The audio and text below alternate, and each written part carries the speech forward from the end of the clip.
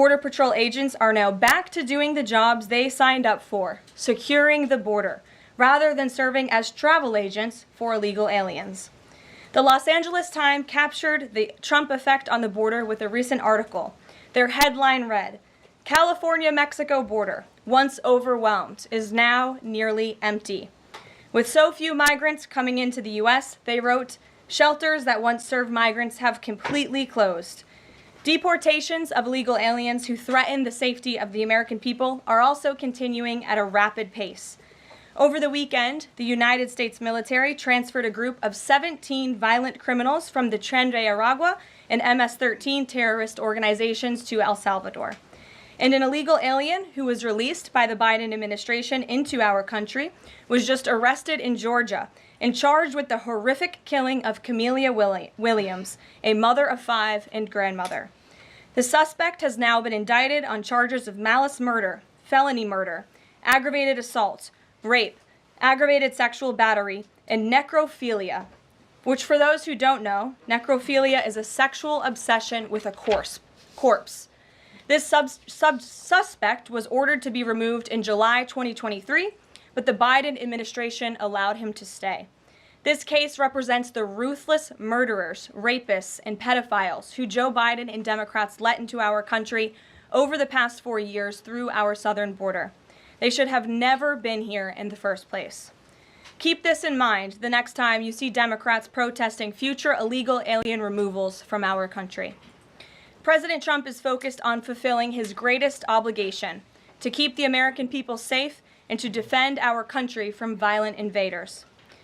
Looking ahead to tomorrow, April 2nd, 2025, will go down as one of the most important days in modern American history. Our country has been one of the most open economies in the world, and we have the consumer base hands down, the best consumer base. But too many foreign countries have their markets closed to our exports. This is fundamentally unfair.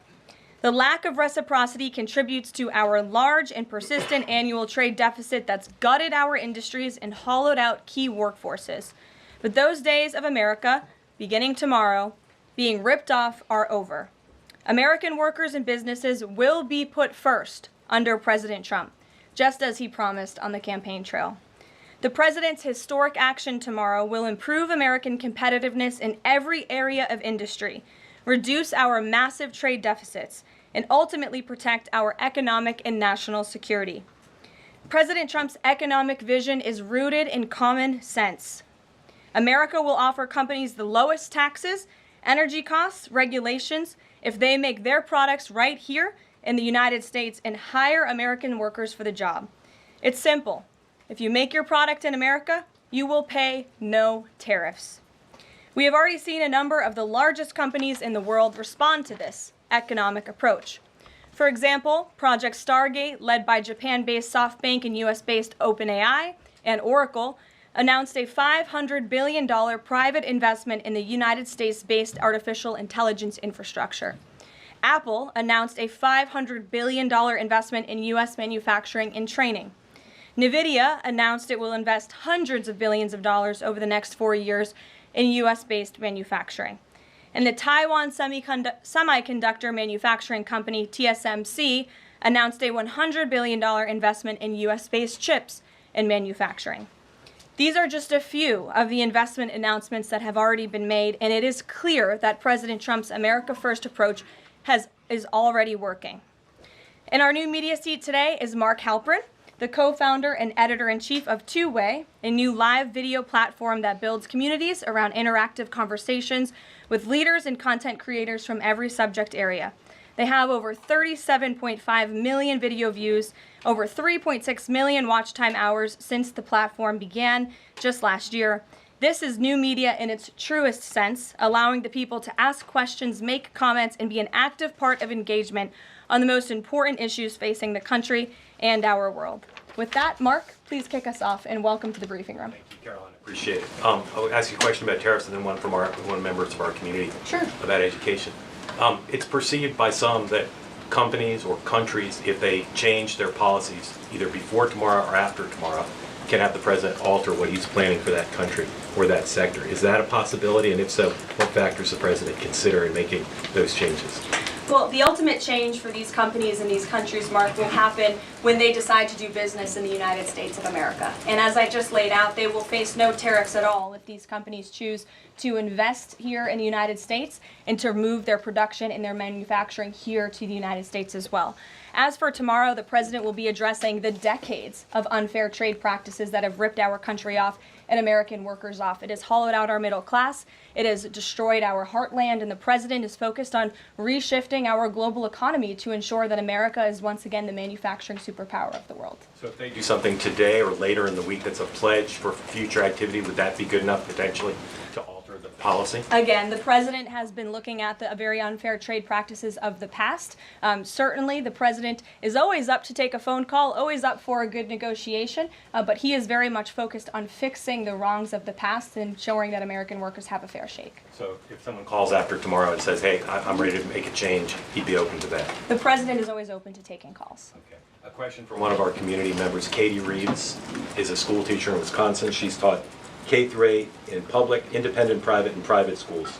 And here's what she wanted me to ask you. She says, I see the elimination of the Department of Education as an excellent first step in the improvement of our school system. Do you see any further role the federal government can take beyond this, possibly in promoting the expansion of voucher programs or reducing the influence that teachers' unions hold over our schools? Mm-hmm. Well, first of all, I want to thank Katie for her service to our country and our nation's children. Being a teacher is the most noble profession that we believe one can have. And the president said in his remarks when he signed the executive order to dismantle the Department of Education that he loves our teachers. And in part, this order is to empower our teachers to have greater decision making in the classroom. Nobody knows our nation's children and our students better than our teachers who are with them every single day. As for the federal government's role, to get to the heart of Katie's question, the president has made it clear to Linda McMahon that we need to find other places within our federal government for critical programs regarding education.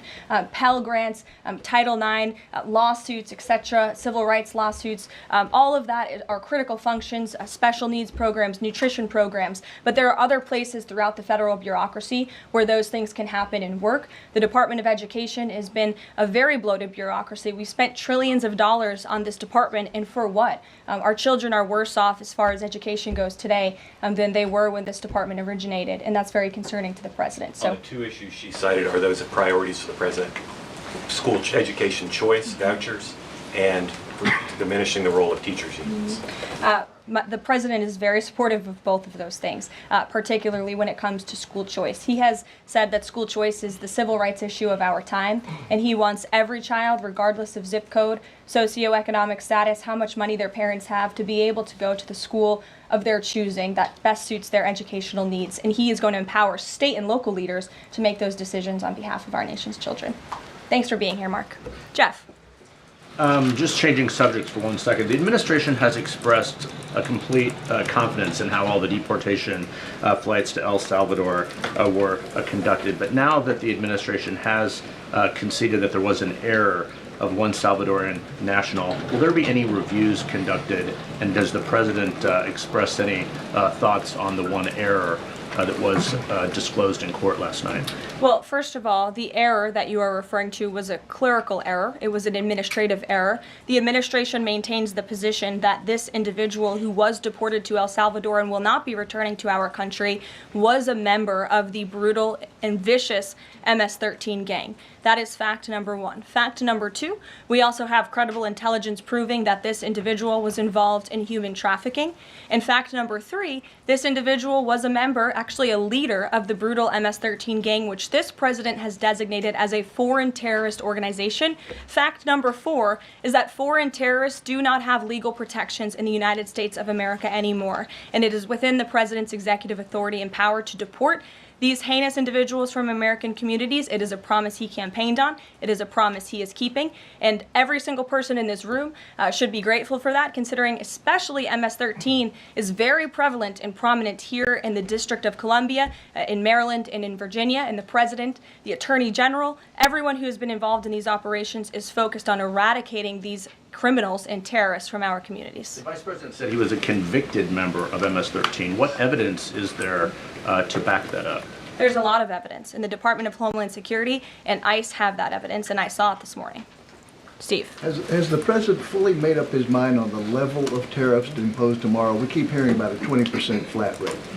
The president said last night he has made a decision and a determination. I was with him in the Oval Office earlier, and he is going to announce that decision tomorrow. I don't want to get ahead of the president. This is obviously a very big day. He's with his trade and tariff team right now, perfecting it to make sure this is a perfect deal for the American people and the American worker, and you will all find out in about 24 hours from now. And are the car tariffs going to go into effect on April 3rd as scheduled? Correct. Yes, they will.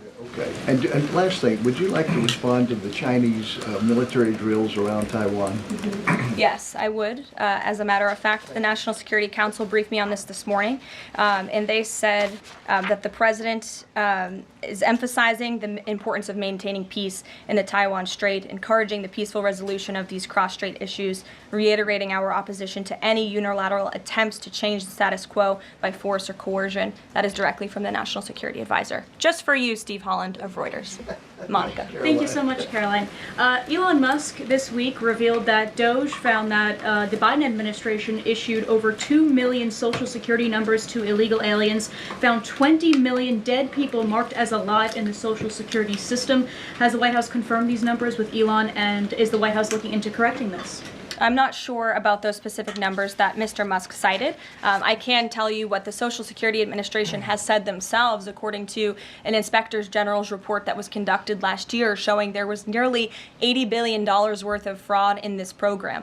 We know for a fact there are individuals who should not be receiving benefits on the Social Security rolls, and this administration is focused on cleaning out the waste, fraud, and abuse in every agency, but particularly in Social Security, to make it stronger for our tax-paying, law-abiding citizens who deserve these entitlements and programs. Because you did bring up Doge, I do want to tout the incredible efforts that have been made at the Environmental Protection Agency, and Administrator Lee Zeldin is just doing a tremendous job. Just yesterday and today it will be going into effect. He announced that taxpayers will be saved $8 million in annual lease costs by moving staff out of the 323,000 square feet of space that the EPA currently occupies, which is completely unnecessary. Yesterday, Administrator Zeldin also announced he will be shutting down a museum that the Biden administration built to tell a selective story about the EPA's history and climate change. It was a real pat on the back to President Biden. And guess how much American taxpayers paid for it? $4 million for this museum that I think only 1,000 visitors saw last year alone. And it will cost American taxpayers $600,000 per year to operate this museum. Well, it's not going to exist anymore. We're going to save taxpayers those critical funds. And Administrator Zeldin is very proud to announce that. And just at EPA alone, and the cuts that they have made, they've saved taxpayers more than $22 billion in wasteful grants and spending. Peter. Thank you, Caroline. When the president goes down to Florida on the weekends, does he ever hear from, there are so many retired folks down in Florida, does he ever hear from any retired Americans who are stressed about these wild swings in the stock market because of the tariff uncertainty, and they're sitting there on fixed income or living off a 401k, and they don't know how much money's going to be left?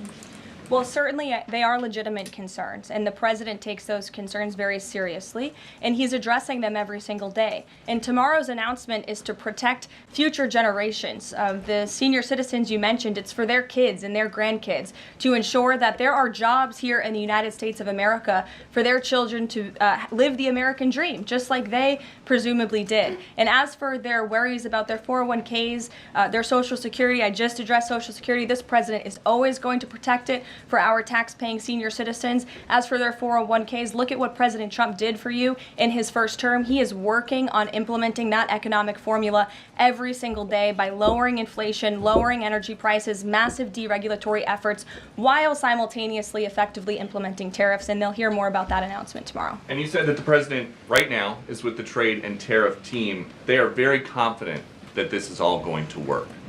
But what if Yes. they're wrong?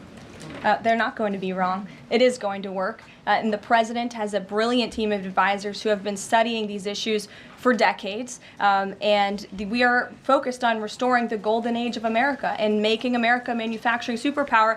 And again, Peter, I would point you to the investments that have already trickled into this country. And the president hasn't even made his tariff announcement yet tomorrow. There have been billions of dollars in private investments from around the world pouring into American communities. What does that look like for those watching at home, for the people you mentioned worried about their own economic circumstances? It means more jobs in your communities, which means more money, more investments, more money in your pocket. That's what the president is committed to. And I would be remiss if I didn't mention the president's commitment to tax cuts, which we are counting on Congress to do, especially on Social Security. And one more. Sure. Are the special elections today a referendum on the president?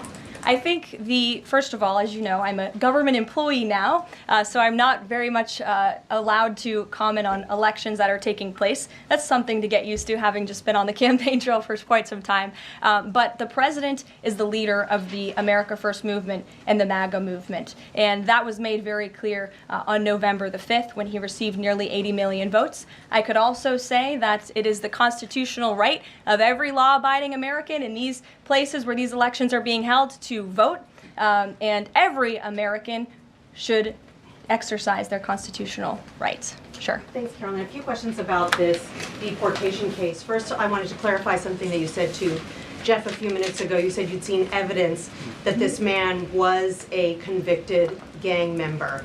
In what court was he convicted and for what? This individual was an MS-13 ringleader. This individual was also engaged in human trafficking.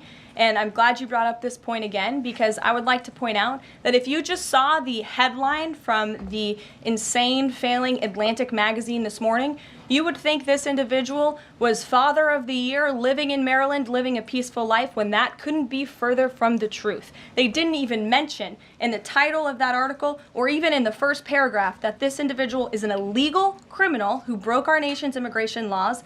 He is a leader in the brutal MS-13 gang, and he is involved in human trafficking, and now MS-13 is a designated foreign terrorist organization.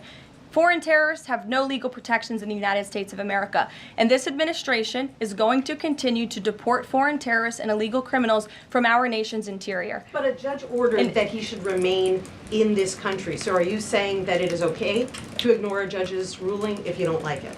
Who does that judge work for?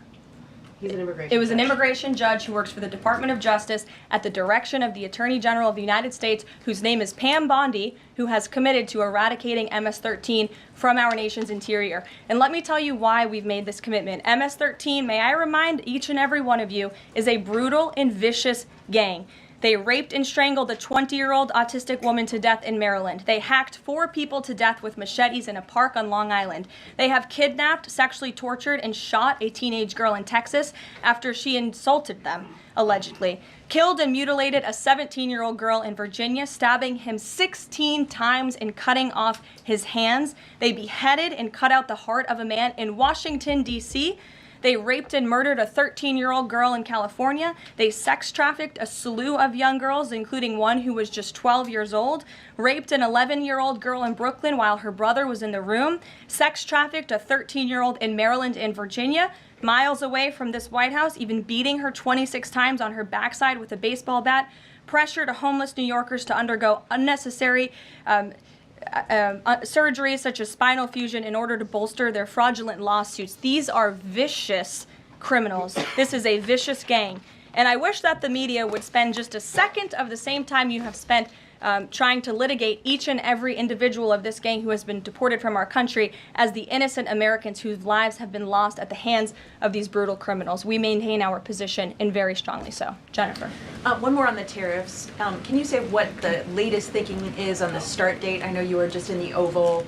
Are they all going to take effect this week on the reciprocal tariffs? And whenever they start, is that enough time for companies and everyone involved to adjust to that start date? My understanding is that the tariff announcement will come tomorrow. They will be effective immediately. And the president has been teasing this for quite some time, as you know. He's talked a lot about April 2nd as Liberation Day in America. It would be taking place today if not for April Fool's Day. But tomorrow will be the day, and he's been talking about it for a while. And as a result, you've seen these companies make commitments to investing right here in the United States. Jasmine. Thank you so much. I wonder, back on tariffs, what, if any, market indicators is the White House looking for to see if this tariffs plan is successful down the line? Well, look, the president has been asked and answered this question about the stock market and whether he's watching it. And I've said, and he has said, the market is a snapshot in time. Yesterday, Dow futures were up. And there's been a lot of talk about the market, and it was up yesterday. So, look, the president wants to ensure that all Americans make out well, particularly Main Street. That's the focus of these tariffs. But as I've said repeatedly, just like they were in his first term, Wall Street will be just fine. Shelby. Thanks. A bipartisan pair of senators sent a letter to the president today arguing that the recent strikes in Yemen are emboldening the Houthis and saying that Congress has not authorized war against them. Is the administration planning to consult with Congress at some point or going forward regarding the strikes, and any response on the letter? Well, I would absolutely reject Congress's claims. Who made those claims in Congress? Senator Jeff Merkley and Rand Paul. Okay, well, I would absolutely reject those claims. These Houthi strikes have been incredibly successful. Last time I was at this podium, there were more than 100 successful strikes.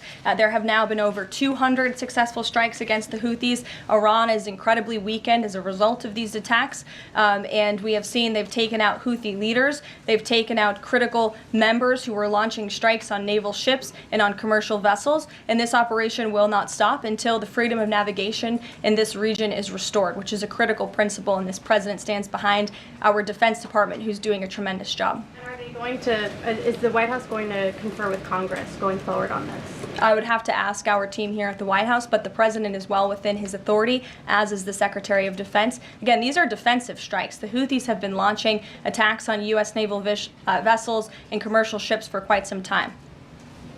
Go ahead. Caroline, Yeah. the pause on the Canadian and Mexican tariffs, the fentanyl tariffs, that's set to expire tomorrow. Is the president considering extending that pause? Look, I will let the president speak on the specifics of the tariffs tomorrow. But as for fentanyl, we have seen this has certainly caused a national security crisis here in the United States. Fentanyl continues to be the #1 killer of young people in this country, and the president is very much focused on that. Deanna. Thank you, Caroline. The president recently signed an executive order on making D.C. safe and beautiful. On the campaign trail, he talked about making New York great again. Does he have any plans on establishing a similar task force? Has he been pressuring Governor Hochul in any way in his conversations about New York and lowering crime? Well, he has been in correspondence with Governor Hochul quite a bit on the issue of crime, also on the issue of congestion pricing, and so many other issues that are facing New Yorkers. And he wants New York to clean up their streets just as he does here in Washington, D.C. He also speaks to Mayor Adams as well. So he's engaged with state and local leaders across the entire country to ensure they're doing their part to help American citizens in each and every state, regardless of if it's a red state or a blue state. A question on Russia. Yesterday, the Russian government said that their new goal is 160,000 conscripts for the war. Has the president seen that number? And does he have any response given his recent conversations on peace talks? Well, I can tell you what the president said last night, and that is he is frustrated with leaders on both sides of this war. He wants this war to end. There are men that are dying on both sides, and it's been going on for far too long. Our team continues to be engaged with the Russians as we are with the Ukrainians, and the president continues to be very, very much engaged on this topic every single day. Caroline. Sure. Caroline, Sure. The president said over the weekend that he couldn't care less if prices went up on foreign cars because people buy more American cars. There's been consensus from a lot of economists that these tariffs could raise prices on other goods as well. Is the president comfortable with Americans on Main Street paying more because of these tariffs? The president is doing everything he can, and this entire administration is doing everything we can to bring down the cost of living in this country. An inflation mess that was fueled by the previous administration's reckless spending, overburdensome regulations that this administration is focused on slashing every single day. I just read you a statistic just from the Environmental Protective Agency alone. We're saving taxpayers money that's ultimately going to drive down inflation, and we're unleashing the might of our energy industry, which will bring down prices as well.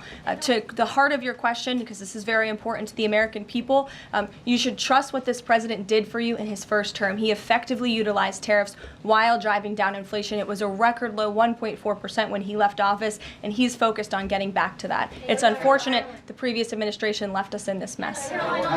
Sure.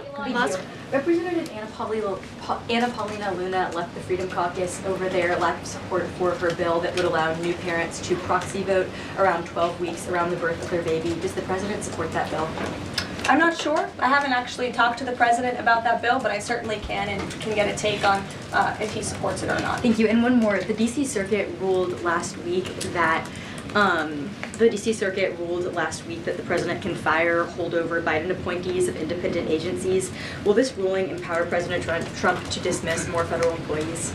Well, the president has given the responsibility to his cabinet secretaries to hire and fire at their respective agencies, and they reserve that right. You saw the Secretary of Health and Human Services announced more layoffs today. This is all part of the administration's effort for a mass reduction in force in the federal bureaucracy here in Washington, D.C. to save American taxpayers money. As for agencies within the president's executive authority, the president retains that right. And we've seen there have been bureaucrats at some of these agencies that have been trying to act independent. They need to remember who they work for. It's the executive of the executive branch. You look at the United States Institute of Peace, for example. There was a little bit of a standoff with bureaucrats over there who didn't want to realize who they work for, and that is Donald Trump. And President Trump is focused on streamlining these agencies to save American taxpayers money, and he has every right to do that. Karoline. Sure. Go ahead. Thanks, Caroline. Yeah. In Gaza, the bodies of 15 rescuers have been found in their sort of ambulances where they were apparently killed by Israeli forces. Just wondering if the White House is going to be calling on Israel to investigate that and to try and avoid similar casualties involving rescue workers in the future. Well, as for the specific situation you just mentioned, I'll talk to the president about it and our national security team. What I can tell you is what I've spoken with the president on. He very much remains committed to backing Israel, and it was only because of this president and his team's leadership that we had a temporary ceasefire in Gaza, that we were able to bring many hostages home. And the president made it very clear to Hamas, you get the hostages out, all of them, or there will be hell to pay. And Hamas is certainly witnessing what it feels like for all hell to be paid, and the president supports Israel's right to defend itself. Any progress at all on a ceasefire at the moment, as far as the president's concerned? The president and his team continue to be engaged on this every single day. Sure. Go ahead, Tara. So I'm just wondering, related to that, if you have an approximate date for the president's first foreign trip. I think there was a little confusion yesterday about what month he was talking about. And then will he need a ceasefire to be in place or closer, either in Gaza or in Ukraine, before that takes place? The president will be heading to Saudi Arabia in May. As for specific dates and details, we will be reading those out to you as soon as we possibly can. I know our teams are working on the details of that trip. And then again, as for a ceasefire, the president's made it clear that's what he wants to see in Russia and Ukraine, and his team continues to be engaged on it every day. And Kelly. Signal, you said case closed yesterday. Do you, as that case was closed, do you have anything that you can share about what was learned, how this can be avoided in the future, any sort of findings from that investigation? The case is closed, and the president continues to have confidence in his national security advisor. Yes, Kelly. Kelly. Thanks, Caroline. So Sorry, the president Ed. has said... Ed, I'll come to you after. The president I'm said... glad you're so eager to ask a question. It's Liberation Day. Yes, it is. Caroline, the president has said foreign countries and companies will eat the cost of tariffs. In his speech on Inauguration Day, he said, quote, instead of taxing our citizens to enrich other countries, we will tariff and tax foreign countries to enrich our citizens. Right. So then why did he have to tell the domestic automakers not to raise prices? Well, that was a private conversation that was had. I'm not sure if that comment was made or was not made. But as for what the president said in his Inauguration Day speech, he's absolutely correct. A tariff will be a tax on these foreign nations, these foreign companies, and if they want to be absolved of that tariff, then they can come here to the United States of America to do business, bring their jobs here. Edward, go ahead. Thank you. So Canadians have been negotiating with the Commerce Secretary over the trade, the tariffs. How many companies are mutually talking with the U.S. or countries are mutually talking with the U.S. to lower tariffs? I don't have a specific number, but I can tell you there have been quite a few countries that have called the president and have called his team in discussion about these tariffs. But again, there's one country the president cares most about, and it's the United States of America, and doing what's best for the people who elected him to this office to restore their jobs, their wealth, and their prosperity. I'm looking at the clock. I have a hard out today. I have a hard out today because I'm actually heading over to the State Department with the First Lady of the United States. She will be delivering remarks at 1 o'clock this afternoon at the 19th International Women of Courage Award ceremony with our great Secretary of State Marco Rubio. That starts at 1. This is the 5th year Mrs. Trump is participating and standing with brave women leaders who embody American values abroad. And the First Lady in her remarks today will highlight the profound connection between the love and courage that will be shown by this year's honorees. I encourage everybody to tune in at 1 o'clock, and then we'll see you all tomorrow for Liberation Day. Thanks, guys. Thanks, Karoline. Thanks, Caroline.